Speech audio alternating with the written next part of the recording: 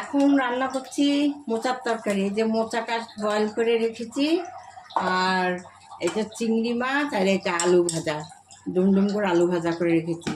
আর মশলা দিচ্ছি জিরের গুঁড়ো, কাঁচা লঙ্কা, আদা বাটা, আর ফোড়নে দিচ্ছি সাদা জিরে আর তেজপাতা।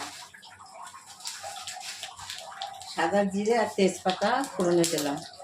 এইবার মশলাটা আমি ছেড়ে দেবো, মধ্যে ছেড়ে দিলাম।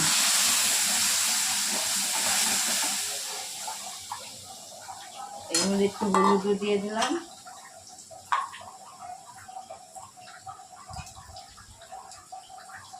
হলুদ দিয়ে দিলাম।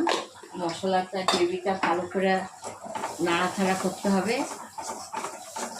ভালো করে নাড়াচাড়া করে তারপরে আমি এর মধ্যে মোচাটা ছেড়ে দেবো। এই দেখুন মশলাটা ভাজা হয়ে গেছে। এবার এর মধ্যে আমি মোচাগুলো ছেড়ে দেবো। মোচাটা আগে কাটা ছিল বলে একটু কালো কালো হয়ে গেছে, কেটে নুন হলুদ মেখে রাখলে একদম সাদা থাকে। এবার মোচাটাকে ভালো করে ফ্রাই করবো, করে এর মধ্যে ওইগুলো দিয়ে দেবো।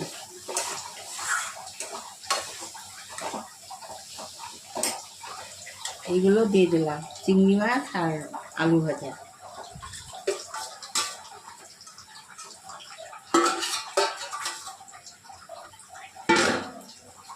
এর মধ্যে নুন হলুদ কাঁচা লঙ্কা সব দিয়ে দিচ্ছি, জিরের গুঁড়ো, আদা বাটা। এবার ভালো করে এটাকে ফ্রাই করতে হবে। ফ্রাই করে নামাবার আগে একটু গরম মশলা, একটু ঘি আর একটু মিষ্টি দিয়ে নাড়াচাড়া করে নামিয়ে দেবো। মোটামুটি হয়ে গেছে। এবার সামান্য একটু মিষ্টি দিলাম, এবার একটু ঘি দেবো,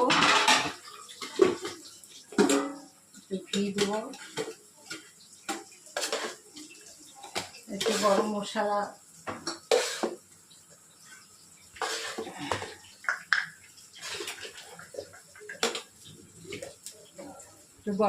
দিয়ে দিলাম,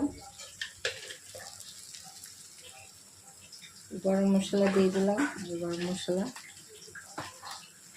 এবার ভালো করে নাড়াচাড়া করবো, করে নামিয়ে দেবো। মেনু হয়েছে মুরগির ঝোল, এটা হচ্ছে ইঁচড়ের তরকারি চিংড়ি মাছ দিয়ে, আর এটা হচ্ছে পোস্ত, সজনে ডাঁটা আলু দিয়ে পোস্ত। এই হচ্ছে আমাদের মেনু।